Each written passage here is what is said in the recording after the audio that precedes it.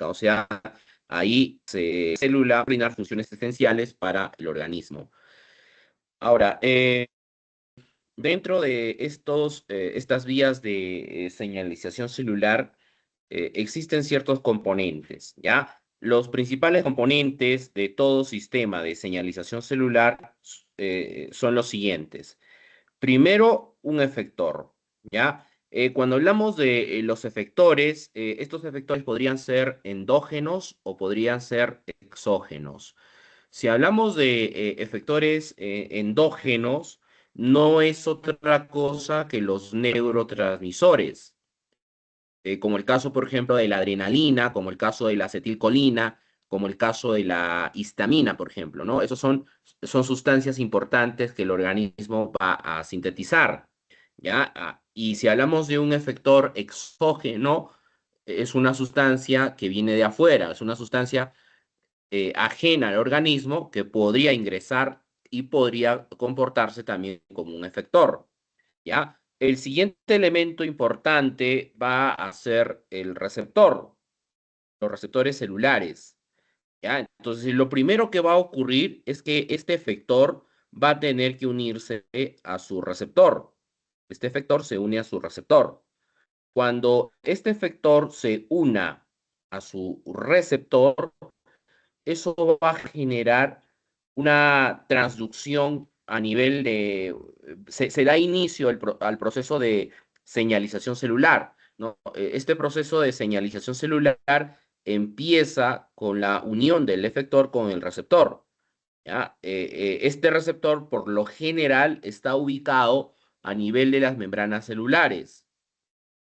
A nivel de membranas celulares tenemos una gran cantidad de receptores y producto de esta interacción de este efector con el receptor, eso da inicio al proceso de señalización celular, ¿ya? Entonces, cuando el efector se une a su receptor, eso va a generar un conjunto de reacciones intracelulares a nivel de los transductores que va a tener como consecuencia producir una respuesta celular.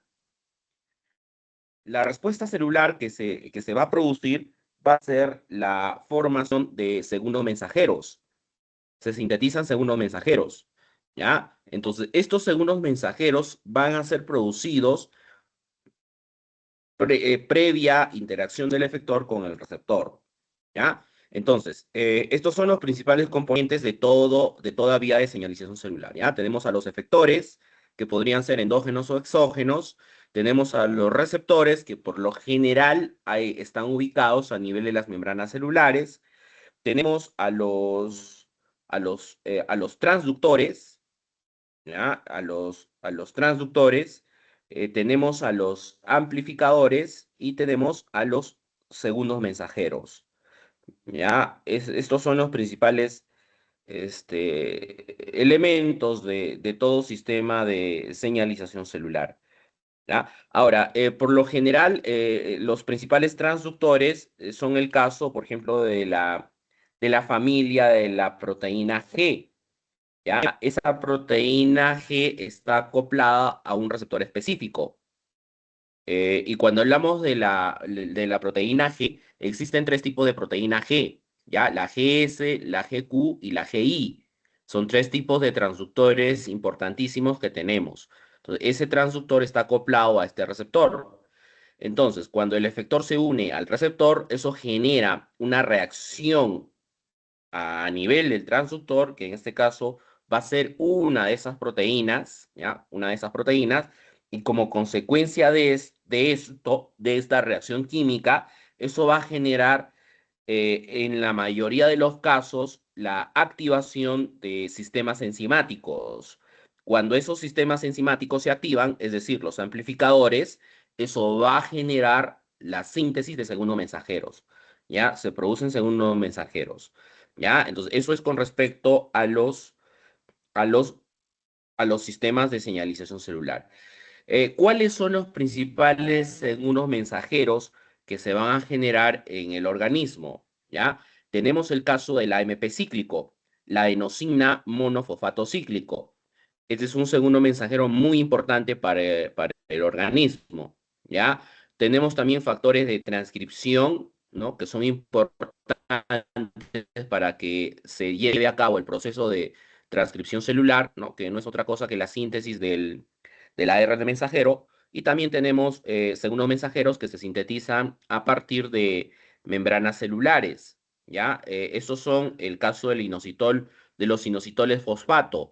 Dentro de estos inositoles fosfato, principalmente tenemos el inositol trifosfato, más conocido con las siglas de IP3, ¿ya? El inositol trifosfato, o más conocido como IP3. Ya dentro de los principales sistemas de transducción son sistemas enzimáticos que por lo general están relacionados con actividades sinasas o actividades fosfatasas. Ya, este término sinasa ya lo habíamos explicado en clases anteriores. Sinasa es lo mismo que decir quinasa o fosforilasa. Los tres son sinónimos, ¿ya? Sinasa, quinasa o fosforilasa son sinónimos. Entonces, lo que hace una sinasa es simplemente a moléculas, ¿no? O sea, podría tratarse de es una enzima que pega fosfato por decir, ¿ya? Entonces, ese simple hecho de pegar fosfato a proteínas o a otro tipo de moléculas, eso es catalizado por sinasas o quinasas o fosforilasas. Los tres son sinónimos.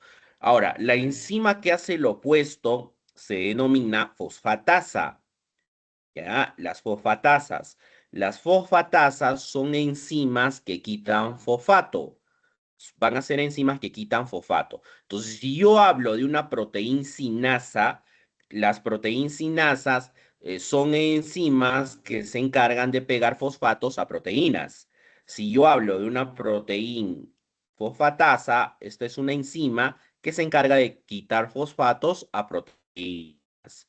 ¿Ya? Entonces, son los dos principales sistemas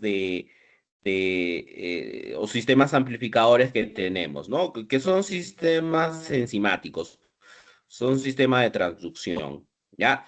Que están relacionados con la proteína G. Estos van a estar relacionados con la proteína G. Ya, entonces, veamos un ejemplo, ¿ya? El caso, por ejemplo, de la adrenalina, ¿ya? La adrenalina. La adrenalina, o también llamada epinefrina, es una catecolamina que se sintetiza dentro del organismo. Se puede sintetizar, se sintetiza por lo general al interior de las neuronas, a nivel de las fibras presinápticas que corresponden al sistema nervioso del sistema nervioso simpático. A nivel de de estas fibras presinápticas, dentro de estas fibras se sintetiza la adrenalina o también llamada epinefrina, ¿ya? Esa adrenalina tiene receptores. Los receptores de la adrenalina se denominan receptores adrenérgicos, ¿ya? Esos son los receptores adrenérgicos. Ahora, cuando hablamos de estos receptores adrenérgicos, voy a escribirlo acá, ¿ya? Receptores adrenérgicos,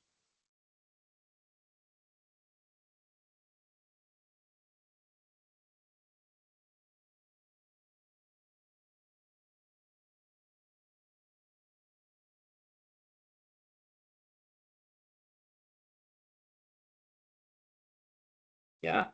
Existen dos tipos de receptores adrenérgicos, ¿ya? Hay dos tipos de receptores adrenérgicos. Pues vamos a ponerle otro texto. Estos son los receptores alfa-adrenérgicos y el otro subtipo son los receptores beta-adrenérgicos.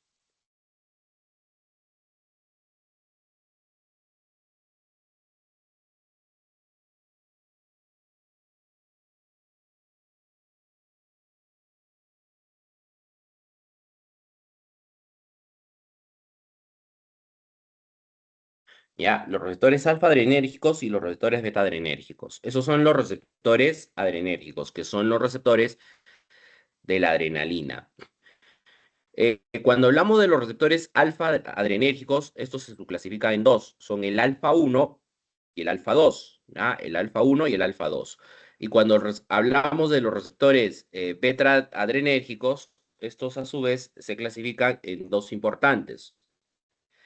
Son el beta 1 y el beta 2, ¿ya? El beta 1 y el beta 2. Ya, eso entonces con los receptores de la adrenalina. Luego tenemos otro neurotransmisor que es muy importante para nosotros. Estos receptores importantes que corresponden ya al sistema nervioso parasimpático que se sintetiza dentro de las fibras presinápticas del parasimpático es el caso de la acetilcolina. ¿Ya? La acetilcolina es un neurotransmisor muy importante para el caso del sistema nervioso parasimpático. Esta acetilcolina también tiene receptores, ¿ya? Y los receptores de la acetilcolina, existen dos tipos de receptores de la acetilcolina. Estos son los receptores muscarínicos,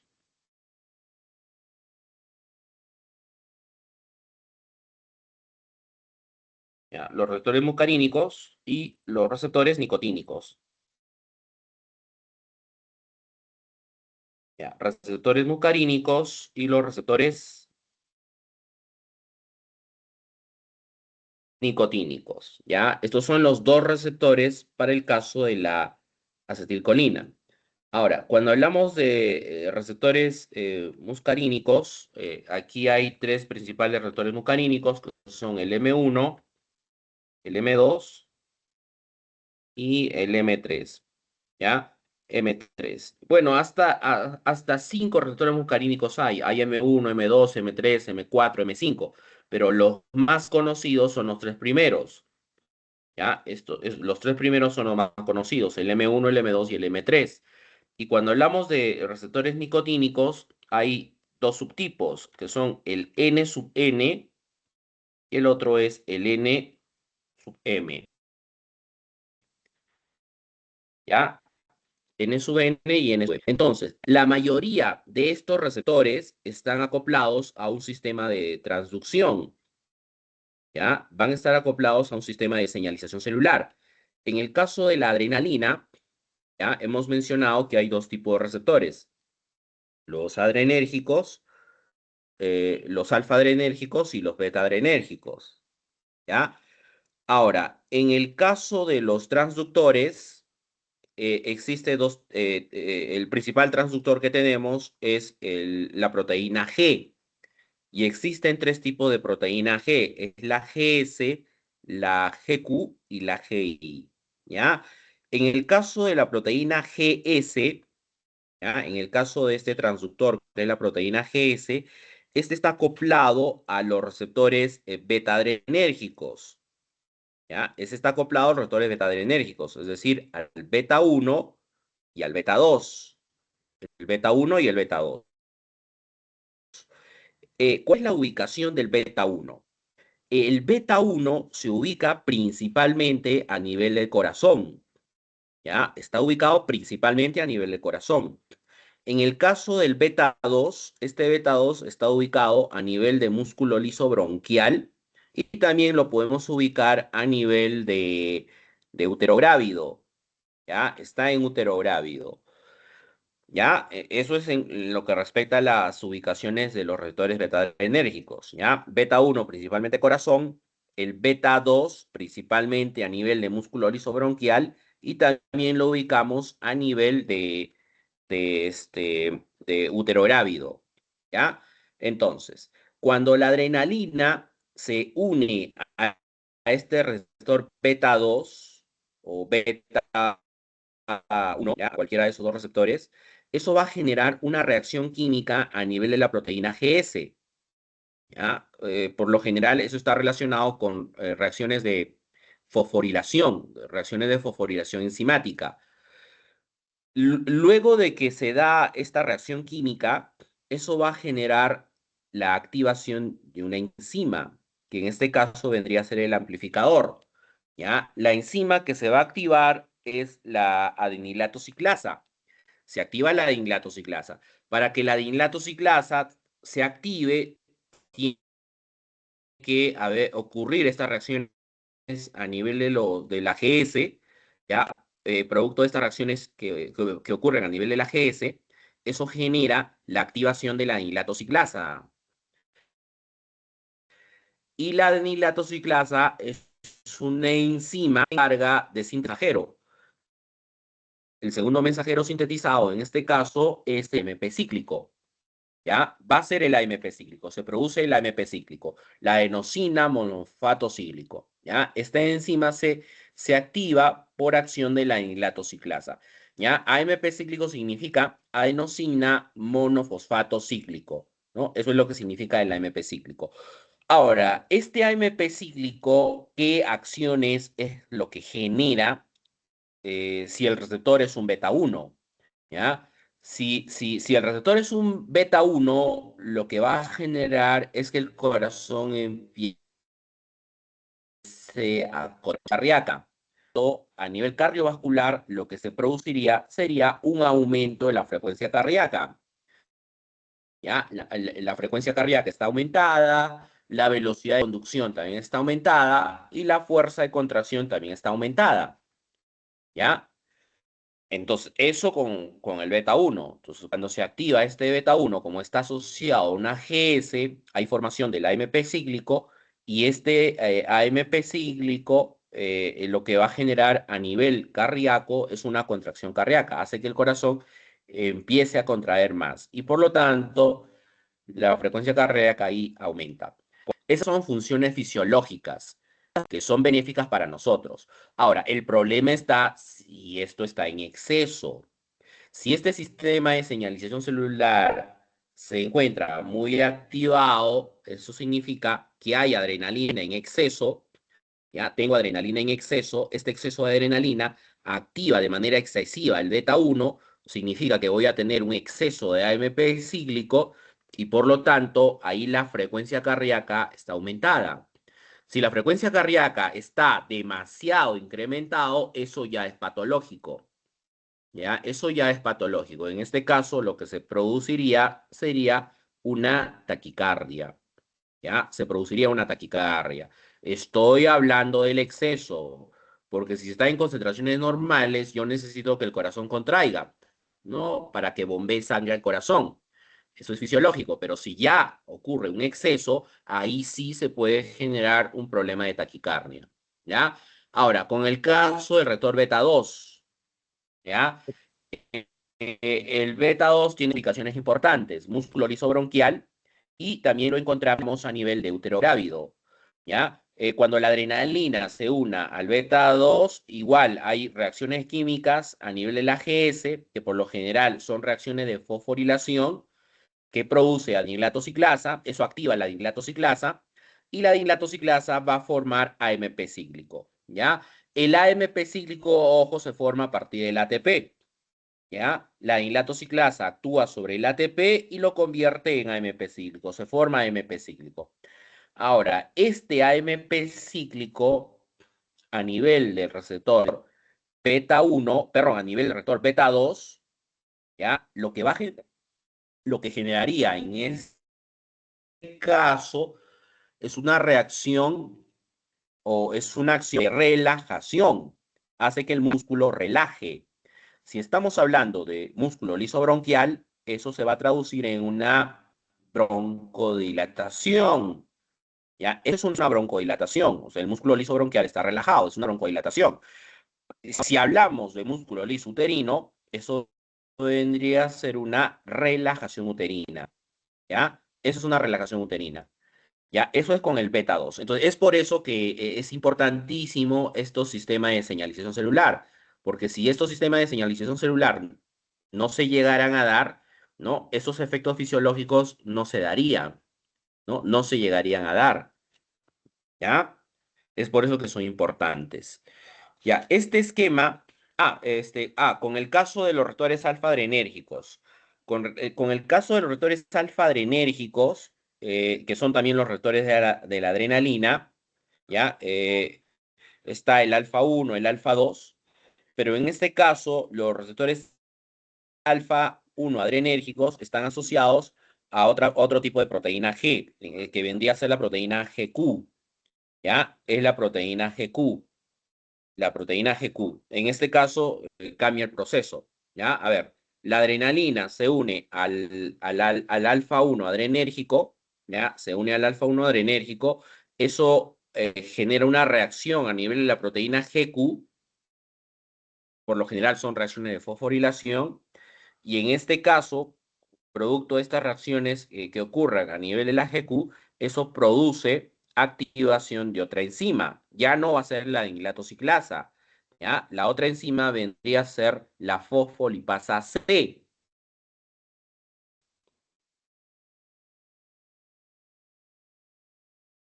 Sintetiza según los mensajeros, ¿ya? Va a sintetizar inositoles fosfato.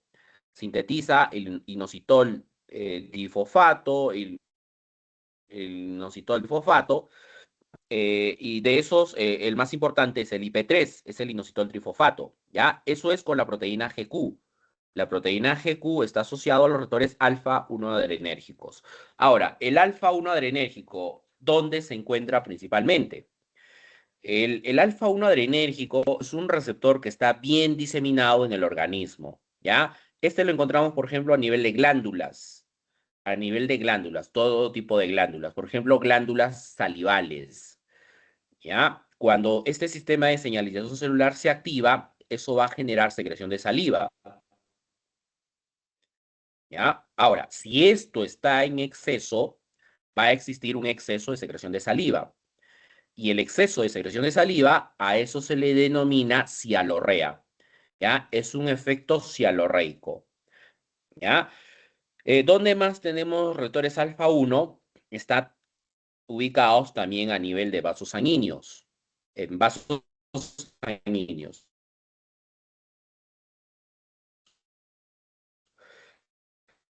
Produce una reacción a nivel de la GQ, eso activa a la fosfolipasa C y la fosfolipasa C sintetiza al IP3, al inositol trifosfato. Y el inositol trifosfato es responsable de sacar calcio del retículo sarcoplasmático. Ese saca calcio del retículo sarcoplasmático. Y cuando hay salida de calcio del retículo sarcoplasmático, la concentración de calcio a nivel intracelular aumenta. ¿Ya? La concentración de calcio a nivel intracelular, y ese aumento de la concentración de calcio a nivel intracelular, lo que produciría a nivel de glándulas sería secreción glandular. A nivel de los vasos sería vasocontracción. También lo ubicamos a nivel ocular, ¿ya? Y en este caso se produce una midriasis, ¿ya? La midriasis, que es el aumento del diámetro de la pupila. ¿Ya? Entonces son acciones fisiológicas que se van a producir debido a la acción de la adrenalina en este caso. ¿Ya? A ver, lo de acá arriba, esto corresponde, a ver, primero el de acá abajo, ¿ya? Esto corresponde al sistema de señalización celular que tiene que ver con la GQ, ¿ya? Esta proteína GQ, no se olviden, la GQ, ¿ya? Su sistema de transducción es una enzima que viene a ser la fosfolipasa C, ¿ya? Es la fosfolipasa C. La GQ produce activación de la fosfolipasa C. Ahora, ¿qué receptor es el que está ligado a la GQ? Es el receptor alfa 1. Existen varios receptores, ¿ah? Solo les estoy indicando los más importantes, ¿ya? El alfa 1. Entonces, la adrenalina cuando se une al alfa 1 genera una reacción a nivel de la GQ que va a producir activación de la fosfolipasa C. La fosfolipasa C sintetiza IP3, inositol trifosfato. Ese IP3 se sintetiza a partir de los fosfolípidos de membrana, ¿ya? Por acción de la fosfolipasa C. Y este IP3, una vez sintetizado, su función es sacar calcio del retículo sarcoplasmático. Saca calcio del retículo sarcoplasmático y luego este calcio se une a una proteína llamada la calmodulina. ¿Ya? Ese calcio se une a la calmodulina. Este complejo formado entre el calcio y la calmodulina, ¿ya? calcio-calmodulina, va a producir reacciones de fosforilación a nivel de la miosina. La miosina se fosforila y cuando se produce la fosforilación de la miosina, eso permite interactuar con la actina, ¿ya? La miosina y la actina pueden interactuar y eso es lo que genera la contracción. Eso es lo que eso es lo que va a producir la contracción, ¿no? Entonces, el alfa 1 hemos dicho que tiene ubicaciones importantísimas, ¿no? A nivel de glándulas, a nivel de vasos sanguíneos y a nivel ocular. Si es glándulas, esa contracción se traduce en secreción glandular. Si es un vaso sanguíneo, eso es una vasocontracción. Y si es el ojo, ¿no? A nivel ocular, lo que se produce es una midriasis, ¿ya? Eso es con la GQ, ¿ya? Con la GQ y el receptor es el alfa 1. Con el caso del otro transductor que es la GS, ese está relacionado está acoplado proteína, a la proteína GS, ¿ya? El AGS. Y el receptor que está acoplado a la GS son los receptores beta-adrenérgicos, el 1 y el beta 2. ¿Ya? Cuando la adrenalina se une a este receptor, se genera una reacción a nivel de la GS que va a producir activación de la anilatociclasa. Y cuando se forma la anilatociclasa, ¿ya? Cuando se forma este AMP cíclico, eh, perdón, cuando se activa la anilatociclasa, esta anilatociclasa va a producir formación del AMP cíclico, ¿ya? Que vendría a ser en este caso un segundo mensajero. Ahora, el AMP cíclico, una vez formado, lo que va a generar en este caso, ¿ya? Es ingreso de calcio a nivel retículo. Va a ingresar el calcio a nivel del retículo. Y cuando el calcio ingresa a nivel del retículo, va a haber una disminución, hay una disminución de la concentración de calcio a nivel, concentración de calcio a nivel intracelular. Como tengo poco calcio, ¿no? Como hay poco calcio, no se puede formar este complejo calcio-calmodulina. Este complejo calcio-calmodulina no se va a poder formar. Y como este complejo calcio-calmodulina no se forma, no se produce la fosforilación de la miosina. Y como la miosina no se fosforila, no puede interactuar con la actina. Y por lo tanto, eso generaría relajación. Eso produce un efecto relajante, ¿ya? El beta 1 hemos dicho que está a nivel de corazón, ¿ya? Está a nivel de corazón y está a nivel de músculo liso, perdón, el beta 1, ¿no? El beta 1 se encuentra a nivel de corazón y el beta 2 se encuentra a nivel de músculo liso bronquial y también está a nivel de útero grávido, ¿ya? Entonces, en el caso del beta 2, ¿ya? Cuando la adrenalina se une al beta 2, eso va a generar formación de AMP cíclico y este AMP cíclico lo que hace es, en el caso estamos hablando del beta 2, ¿ah? Ese es el beta 2, ¿ya? Cuando se forma el AMP cíclico, lo que va a generar en este caso es que el calcio se acumule a nivel del retículo sarcoplasmático, de tal forma que la concentración de calcio a nivel intracelular disminuya, o sea, hay poco calcio. Y como hay poco calcio, este complejo no se forma, no hay formación del complejo calcio-calmodulina, la miosina no se puede fosforilar y por lo tanto, si no hay fosforilación de miosina, no puede interactuar con la actina y eso produciría relajación, ¿ya? Si estamos hablando de músculo liso bronquial, eso sería broncodilatación. Si estamos hablando de útero grávido, eso sería relajación uterina, ¿ya? Eso sería relajación uterina. Eso es con el beta 2, ¿ya? Con el receptor beta 2. Ya, esto ya lo hemos visto, ¿ya? Y esto ya vendría a ser el último tema que corresponde a lo que vendría a ser el ciclo de Krebs, ¿ya? El ciclo de Krebs lo habíamos definido con fibra 3, en etapa. Este se da en etapa 3 en el metabolismo de carbohidratos, ¿no? Es la etapa 3. Y si hablamos de un anfibolismo, este es un proceso que puede servir para realizar catabólico, en algunas sustancias te va a servir para realizar un proceso anabólico, ¿ya? Si se da con fines catabólicos, eso significa que el organismo requiere energía, ¿no? Por decir, si yo me voy a ir a correr de aquí hasta Monterrey, ¿no? Necesito energía y por lo tanto el ciclo de Krebs va a tener que hacer catabolismo. ¿Dónde empieza el ciclo de Krebs si hago catabolismo? ¿Ya? El ciclo de Krebs va a empezar en la molécula que da inicio al ciclo de Krebs. Cuando se da un proceso catabólico, es la acetilcoenzima A. ¿Ya? Esta acetilcoenzima A ingresa al interior de la mitocondria y una vez dentro de la mitocondria se va a fusionar con el oxalacetato. ¿Ya? Esa es la primera reacción del ciclo de Krebs. ¿Ya? Acetilcoenzima A, oxalacetato. Y eso te va a formar citrato. ¿Ya? Te genera el citrato. El citrato, o también llamado, en este caso está ionizado, ¿no? Ahí como ven tiene carga negativa los oxígenos, y así como está, se llama citrato. Pero si yo a ese oxígeno yo le coloco un hidrógeno, ya, si es pesados, hidrógenos, se trataría del ácido cítrico.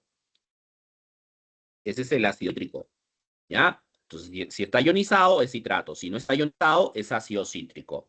El ácido cítrico es un ácido tricarboxílico, ¿ya? Viene a ser un ácido tricarboxílico.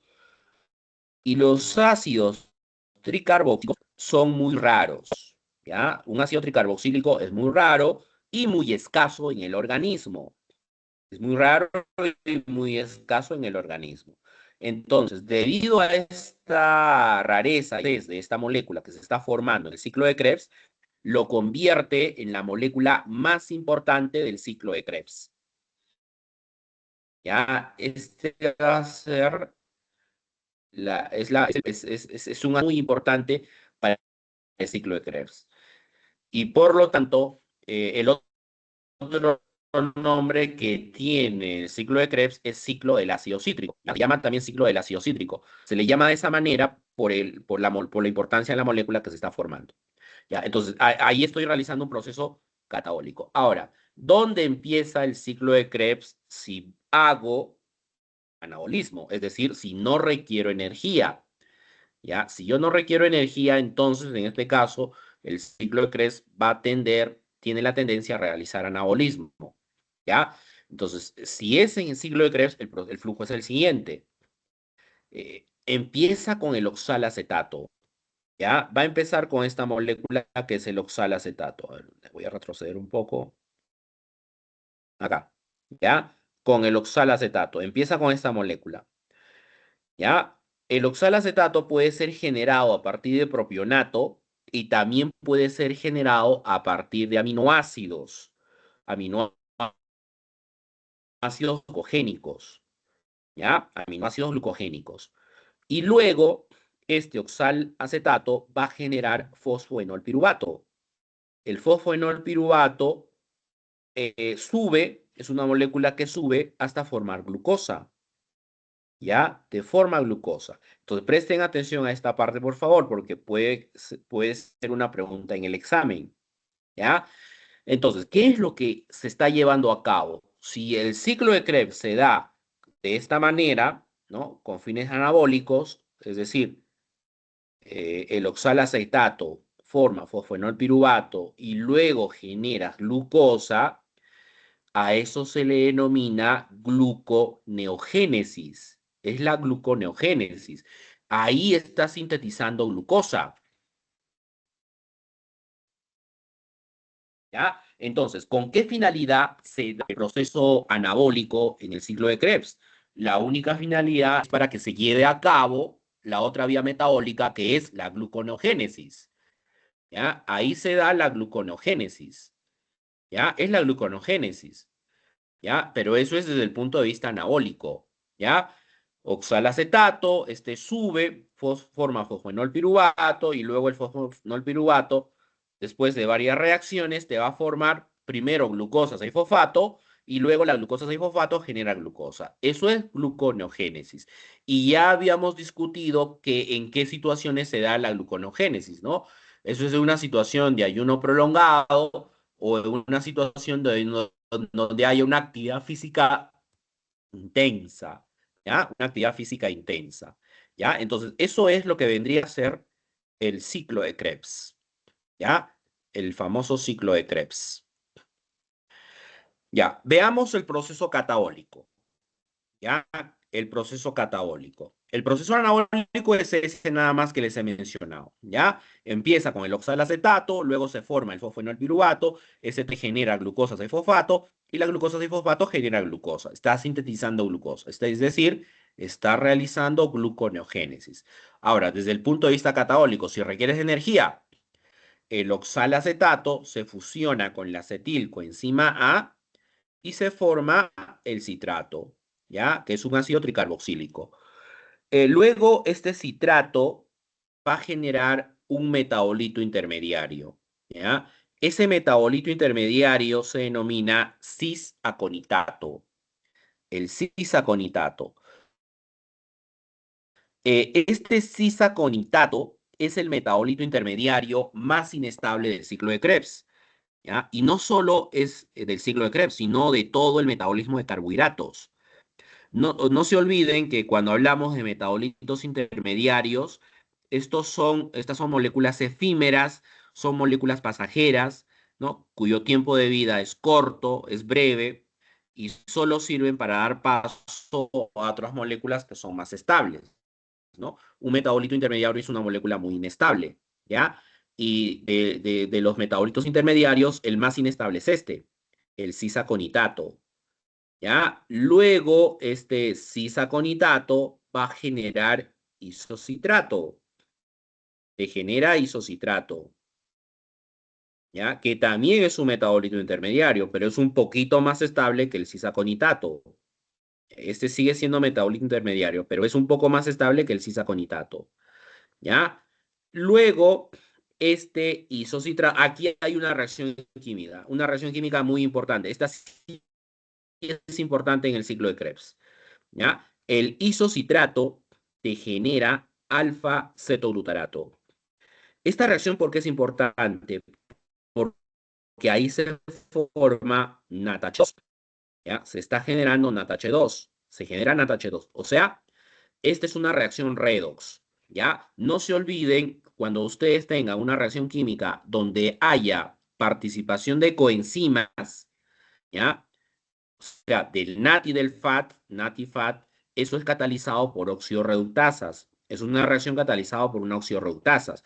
Por lo tanto, la reacción es una reacción redox. O sea, va a haber una molécula que se oxida y hay una molécula que se va a reducir.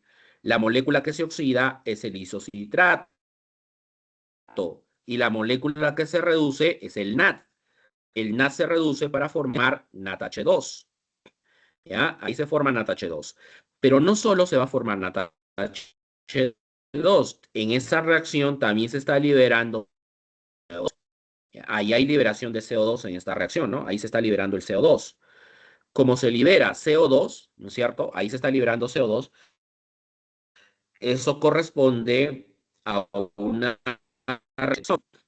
Es una reacción de descarboxilación, ¿no? Ahí hay un grupo que se está liberando. Entonces, si ustedes ven en la estructura del isocitrato, miren, ¿no? Aquí hay este segundo carboxilo que está acá al medio, ese grupo carboxilo es el que se va a liberar, ¿ya? Ese carboxilo sale bajo la forma de CO2 y ahí, como pueden apreciar, en su reemplazo ingresa un hidrógeno, ¿no? Esa es la reacción de descarboxilación que ocurre. Luego ocurre la oxidación, ¿ya? Se oxida el isocitrato, formas alfa-cetoglutarato, se genera el NADH2. Entonces, es una reacción de descarboxilación oxidativa, así se denomina, ¿ya? Descarboxilación oxidativa. Ahí lo importante en esa reacción es que se está generando NADH2. No se olviden que si se genera coenzima reducida, esta te genera cadena transportadora de electrones. ¿Ya? Esta te va a generar cadena transportadora de electrones. La coenzima reducida te genera cadena transportadora de electrones. Luego, el alfa-cetoglutarato reforma succinil coenzima A. ¿Ya? Esa también es una reacción de descarboxilación oxidativa. ¿Ya? Es una reacción de descarboxilación oxidativa. Y ahí se forma NADH2 y se libera CO2. Es una descarboxilación oxidativa. ¿Ya? Se descarboxila, se oxida, se libera el CO2 y se forma NADH2. Es una reacción también importante para el ciclo de Krebs. Luego, la succinilcoenzima A, ¿ya? Succinilcoenzima A va a formar succinato. Esta reacción, ¿por qué es importante? ¿Ya? Esta reacción es importante porque en esta reacción se está formando GTP. Es decir, se está formando guanosina trifosfato. Y la guanosina trifosfato es una molécula altamente energética. Es el equivalente al ATP. O sea, decir que se forma GTP es lo mismo decir que se forma ATP. ¿Ya? Va a ser lo mismo. O sea, ahí se forma GTP, pero de manera indirecta digo que se va a formar ATP. Ahí se forma ATP. ¿Ya? ¿Cómo es que se forma este GTP? Este GTP se forma porque aquí arriba la succinilcoenzima A, como pueden apreciar, tiene un enlace covalente carbono-azufre. ¿Ya? Hay un enlace covalente carbono-azufre, ¿no? Ese de ahí. ¿Ya? Ese enlace covalente carbono-azufre es un enlace de alta energía. Es un enlace de alta energía. Entonces, cuando tú rompas este enlace carbono-azufre, ¿ya? Este enlace carbono-azufre, cuando se llega a romper, eso libera energía y esa energía liberada va a producir la fosforilación del GDP. Se fosforila el GDP, es decir, le pegas un fosfato al GDP y generas GTP. ¿Ya? Es la razón de por qué se produce GTP, porque ahí está ocurriendo la ruptura de un enlace carbono-azufre. Se rompe este enlace carbono-azufre y emitir fosforilación del GDP. Se fosforila el GDP y formas GTP. ¿Ya? Este GTP producido sería el primer punto de producción neto del ciclo de Krebs. ¿Ya? No se olviden que son dos moléculas, en este caso de ATP. Decir GTP o ATP es la misma cosa, vuelvo a repetir, GTP o ATP es la misma cosa. ¿Ya? Entonces, ¿por qué digo que se forman dos ATPs? Porque hay dos moléculas de gliceraldehído que hacen glicólisis y por lo tanto eso también va a influir en el ciclo de Krebs. Eso también influye en el ciclo de Krebs. ¿Ya? En el ciclo de Krebs hay una producción neta de dos ATPs, al igual que en la glicólisis, ¿no? En la glicólisis también había dos ATPs que se producían, pero era producción de glicólisis. En ciclo de Krebs igual, en el ciclo de Krebs hay dos ATPs o GTPs que se producen, ¿ya? Que es a nivel de este punto. En la siguiente reacción, el succinato genera fumarato, ¿ya? Ese succinato va a generar el fumarato. Es una reacción redox, porque se está formando FAT-H2. Se forma FAT-H2. Se reduce el FAT, forma FAT-H2, y el succinato es el que se oxida. El succinato se oxida, forma fumarato, y cuando el succinato se llega a oxidar, eso produce la reducción del FAT, se reduce el FAT y formas FAT-H2. También se está generando coenzima reducida, ¿ya? Luego el fumarato se va a hidratar, es una reacción de hidratación que ocurre con el fumarato, y siempre cuando ocurran reacciones de hidratación, ahí se forman enlaces dobles, ¿ya? Perdón, ahí en este caso se rompen enlaces dobles, se van a romper enlaces dobles, ¿no? Ahí como pueden apreciar el fumarato tiene un enlace doble. Entonces, ese enlace doble se rompe y se convierte en un simple. Y en los carbonos adyacentes, donde ha ocurrido la ruptura de ese enlace doble, ahí se adiciona un átomo de hidrógeno y se adiciona un átomo de oxirilo, ¿ya? Un hidrógeno y un oxirilo. Y eso genera el malato. ¿ya? Eso es una reacción de hidratación. Ingresa agua, esa agua rompe el enlace doble, ¿ya? Y eso adiciona un oxidrilo y un hidrógeno, como pueden apreciar ahí, ¿no? Ahí, como pueden apreciar, este es adicionado del agua y en el otro carbono se está adicionando un hidrógeno, ¿ya? Ahí se forma el malato. Y luego el malato se oxida hasta formar oxalacetato y eso reduce al NAT. Formas NATH2, ¿ya? Entonces, como pueden apreciar, ahí el oxalacetato en una vuelta completa se está regenerando, ¿ya? El oxalacetato se está regenerando. Es la razón de por qué al oxalacetato se le conocía con el nombre de molécula catalítica, ¿ya? Es una molécula catalítica. ¿Por qué se le llama molécula catalítica? Porque es una molécula que se parece a las enzimas en el simple hecho de que es una molécula que se está regenerando, es una molécula que no se gasta. Las enzimas cuando realizan su proceso catalítico no se gastan. Entonces, en ese aspecto se parece al oxalacetato, porque en una vuelta completa del ciclo de Krebs se vuelve a regenerar, o sea, el oxalacetato no se está gastando. ¿Ya? Es la razón de por qué al oxalacetato se le conoce con el nombre de molécula catalítica, ¿ya? Y este vendría a ser el resumen de lo que vendría a ser el ciclo de Krebs. Entonces, si ahora, volviendo al balance, ¿ya? Balance de ATPs en el ciclo de Krebs. De la glicólisis ya lo hemos hecho en clase, ¿no? El de la glicólisis aeróbica y de la glicólisis anaeróbica, ¿ya? De, del ciclo de Krebs. Del ciclo de Krebs. ¿Cómo sería el balance del ciclo de Krebs? Hay información de sí, dos ATPs que se forman, ¿no? Tienes dos ATPs formados en el ciclo de Krebs, pero este ciclo de Krebs, como pueden apreciar ahí en la diapositiva, genera coenzima reducida. Y como genera coenzima reducida, eso te va a generar cadena transportadora de electrones. ¿Ya? Esto te genera cadena transportadora de electrones. ¿Ya? ¿Cuántos NADH2 te produce el ciclo de Krebs? ¿No? Ahí, si lo contabilizan, son 3 NADH2. ¿Ya? 3 NADH2 y un FATH2. ¿Ya? Entonces, veamos el balance entonces del ciclo de Krebs. ¿Ya? A ver, veamos.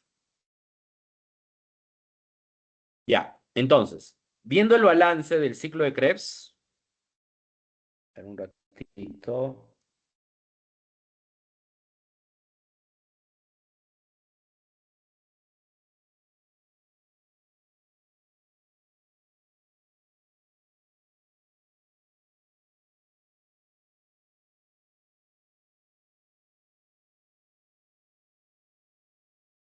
Ya, viendo entonces el balance de ATPs, ¿cómo sería el balance de ATPs? Ya, a nivel del ciclo de Krebs. En el ciclo de Krebs, entonces, yo tengo que dos moléculas de ADP, ya, eso va a generar dos moléculas de ATP, ya. Dos ADPs se fosforilan, se unen el fosfato inorgánico y eso genera dos ATPs. Pero ojo, esto es de ciclo de Krebs, ¿no? Esto es producción de ciclo de Krebs. Pero también hay NADH2, ¿no? Una molécula de NAD, perdón, son tres, ¿no? Tres NAD,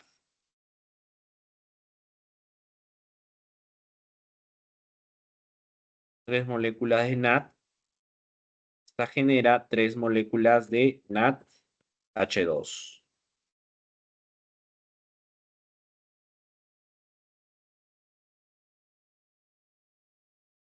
¿Ya? Tres NAD genera tres NADH2. Y luego también tenemos FAT, ¿no?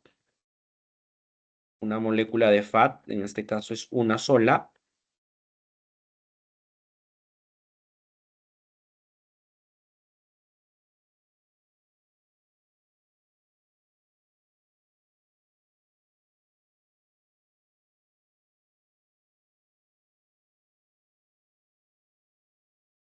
Esta genera una molécula de FAT, FATH2. ¿ya? FAT-H2. Entonces, ahora, veamos la producción de ATPs. Esto lo voy a bajar mejor acá abajo.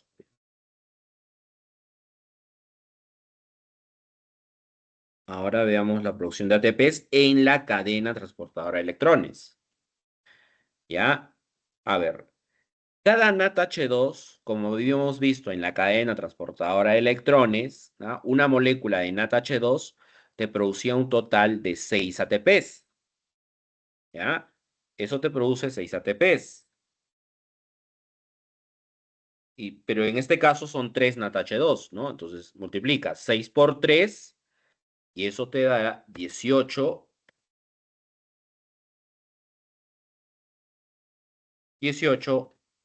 ATPs. ¿Ya? 18 ATPs que se forman a partir de estos 3 NADH2. Ojo, esto es cadena transportadora de electrones, ¿no? Cadena transportadora de electrones del ciclo de Krebs, ¿ya? Ahora, en este caso tienes FAT-H2. Si eran dos FAT-H2, ¿no? Eso te producía 4, ¿no? Eso te va a producir solo 4 ATPs, ¿ya? 4 ADPs generas 4 ATPs, ¿ya? Entonces, en cadena transportadora de electrones,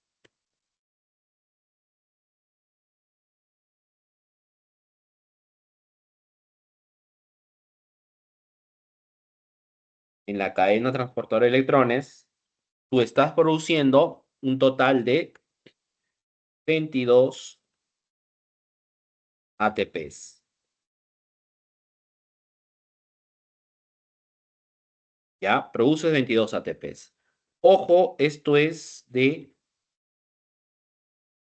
cadena transportadora de electrones de ciclo de Krebs.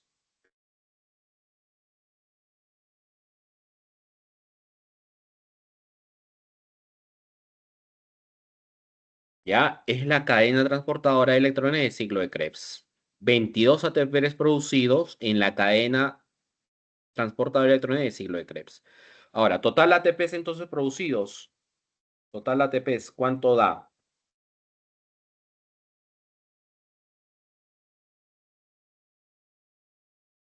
¿Ya? Total ATPs. Sumas los 22 más los 2 ATPs de ciclo de Krebs, ¿no? Eso te da un total de 24 ATPs en total, ¿ya? Entonces, el ciclo de Krebs produce un total de 24 ATPs, ¿ya? Eso es lo que te produce el ciclo de Krebs. Un total de 24 ATPs. Todo a partir de una molécula de glucosa. ¿Ya? Todo es a partir de una molécula de glucosa. Si fuesen dos moléculas de glucosa, la respuesta ahí es 48 ATPs.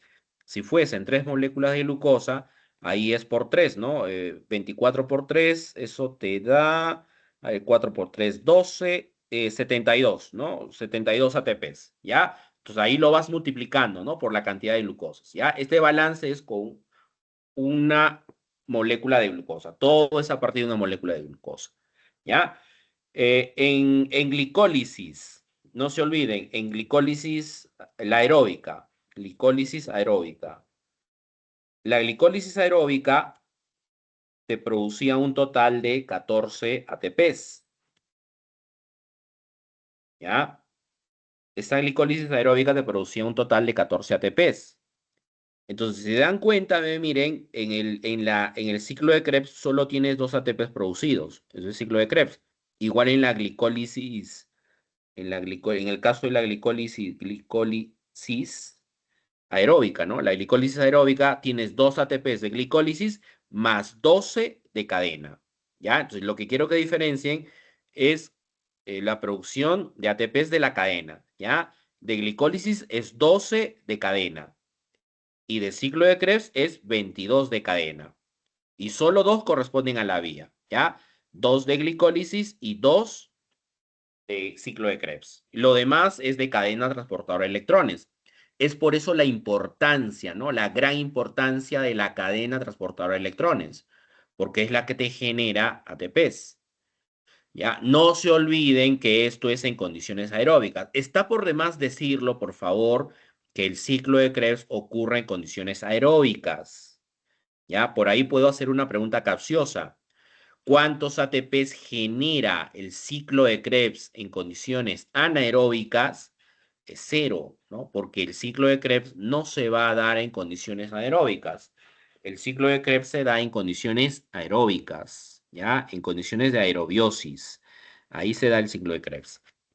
Desde el punto de vista catabólico, ¿cierto? Eso es desde el punto de vista catabólico, ¿ya? Entonces, miren, ¿cuántos ATPs produce el metabolismo de carbohidrato considerando solo la glicólisis y el ciclo de Krebs? Si tú consideras la glicólisis y el ciclo de Krebs, ¿no? Eso te da un total de 38 ATPs, ¿no? 24 de ciclo de Krebs más 14 de glicólisis, eso te da un total de 38 ATPs. Pero la respuesta no es 38 ATPs. La respuesta es 36 ATPs, ¿ya? ¿Por qué 36 ATPs? Ahí tú le estás restando 2 ATPs. ¿Ya? ¿Por qué le resta 2 ATPs? Esa es una pregunta que podría ser en el examen. ¿Por qué hay que restarle 2 ATPs? Por la cadena transportadora de electrones. ¿Ya? Eso es por la cadena transportadora de electrones. Los electrones en este caso, ese transporte de electrones se da a nivel de las membranas mitocondriales. Y cuando hablamos de la membrana mitocondrial, la membrana tiene dos tipos de, se da a nivel de las membranas celulares, se dan dos tipos de transporte, ¿no? Es el transporte activo y el transporte pasivo. La diferencia entre el activo y el pasivo es que el pasivo, no se da con gasto de energía y el activo sí se da con gasto de energía. Y es un tipo de transporte que se da en contra de gradiente de concentración. Por lo tanto, requiere el gasto de energía, o sea, vas a tener que gastar ATPs. Y el tipo de transporte que se realiza a nivel de las membranas mitocondriales es siempre en contra de gradiente, ¿ya? Es siempre en contra de gradiente, o sea, se tiene que gastar ATPs por el tipo de transporte que van a realizar los electrones a nivel de la membrana celular, ¿ya? Que es un tipo de transporte, en este caso, activo, ¿no? Es un transporte activo, ¿ya? ¿Cuántos ATPs se gastan por este tipo de transporte? 2 ATPs. Hay 2 ATPs que se van a gastar. Es por eso que a 38 le resta 2 ATPs y eso te genera un total de 36 ATPs, ¿ya? Considerando la glicólisis y el ciclo de Krebs.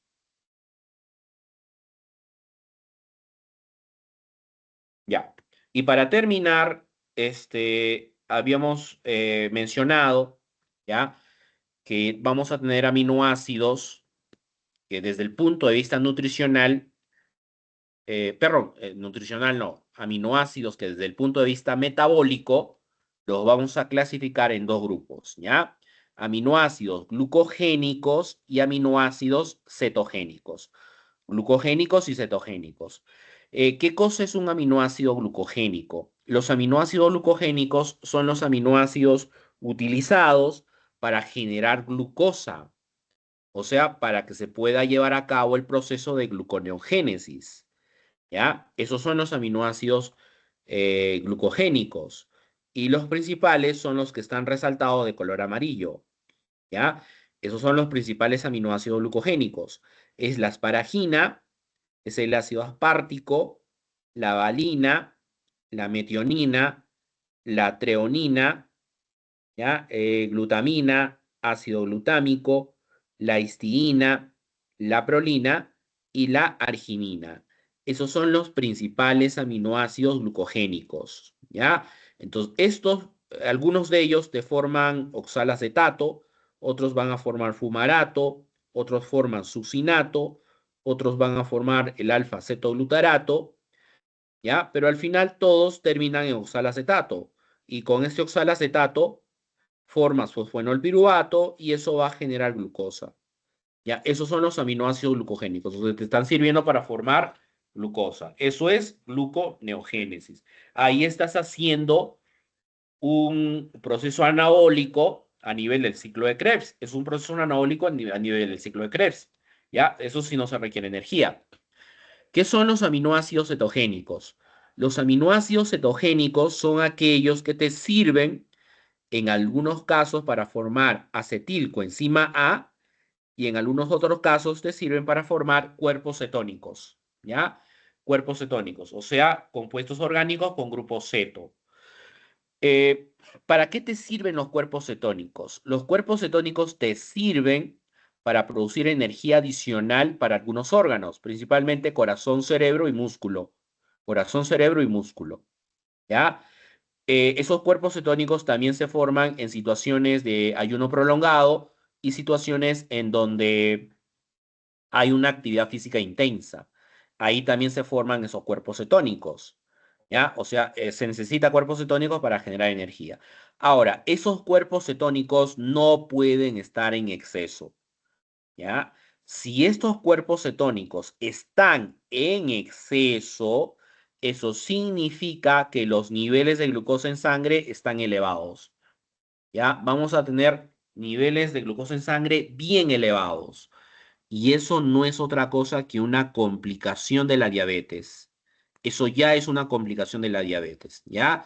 Ahora, el dosaje de estos cuerpos cetónicos se puede hacer en orina utilizando tiras reactivas y esos cuerpos cetónicos no pueden detectarse en orina, porque si tú los detectas, quiere decir que están en exceso y eso es un indicativo que ya tienes niveles muy altos de glucosa en sangre.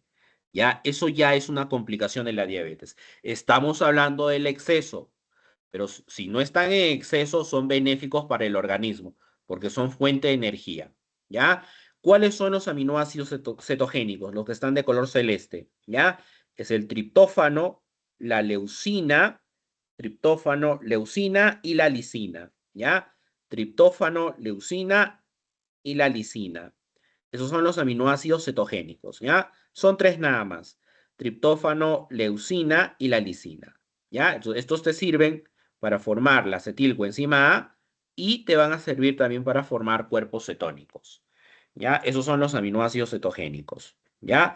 Y esto sería todo lo referente a lo que vendría a ser el metabolismo de carbohidratos, ¿ya?